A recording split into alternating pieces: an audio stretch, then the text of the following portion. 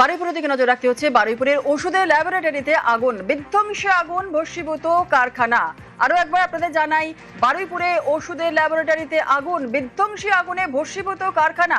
কিভাবে আগুন লাগলো, কখন আগুন লাগলো, কি পরিস্থিতি, আরো বিস্তারিত জানাবে অর্পণ আমাদের সঙ্গে রয়েছে।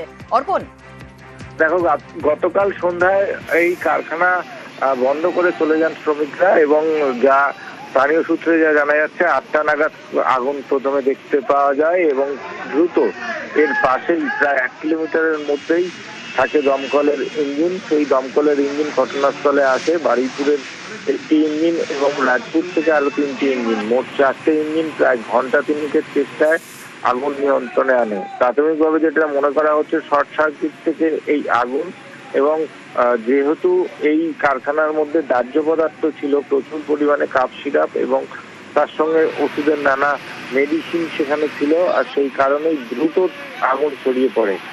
যেহেতু কারখানাটা বন্ধ ছিল এবং যারা দমকলের আধিকারিকরা রয়েছেন, স্থানীয় মানুষজন সেখানে আসেন, দেয়ালের একটা অংশ ভেঙে সেখান থেকে ছাদ থেকে জল দেওয়া শুরু হয়, কিন্তু ততক্ষণে সব শেষ, কারণ প্রচুর পরিমাণে দাহ্য পদার্থ ছিল এর মধ্যে, যার জন্য দ্রুততার সঙ্গে আগুন কারখানার মধ্যে সমস্তটা গ্রাস করে ফেলে এবং যে দমকলের 4টি ইঞ্জিন প্রায় ঘন্টা 3-এর চেষ্টায় আগুন সম্পূর্ণ নিয়ন্ত্রণে আনে।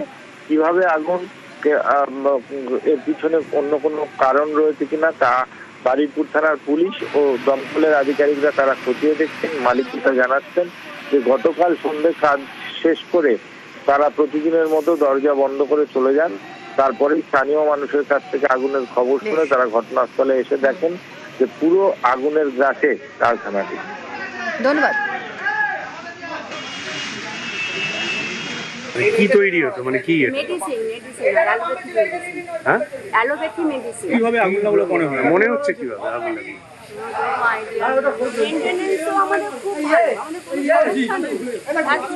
কোনো আমরা নিজেরা সব দেখি, সমস্ত কিছু নিজেরা দেখি। বন্ধ করে চলে যাওয়ার পর কি লেগেছে? হ্যাঁ, বন্ধ করে চলে যাবো অবশ্যই, কারণ বন্ধ করে আমরা চলে যাওয়ার 1 ঘন্টা বাদে, আরো 1 ঘন্টা বাদে